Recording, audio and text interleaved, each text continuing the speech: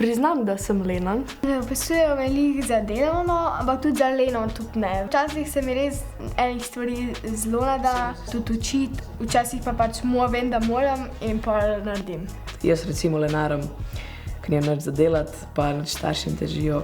Igranje igric ni lenarjenje, če si prej pač naredil vse, kar rabiš in imaš potem pauzo. Počivanje je takrat, ko si v bistvu zadaš nek limit, do kdaj boš počival, pa greš spet naprej delati. Medtem, ker lenarjenje ti je pa v bistvu vseeno. Paše, včasih je v redu, da malo polenaraš, sam ne pa zdaj tako velika.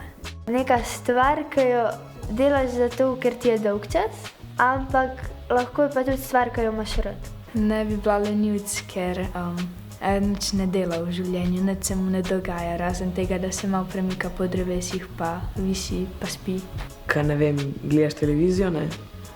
Pa te pol kar zmanjka, pa zaspiš, to je recimo lenarjenje, pa vsak dan moraš pa spati 10 ur vsaj, zato da pač ima telo energijo.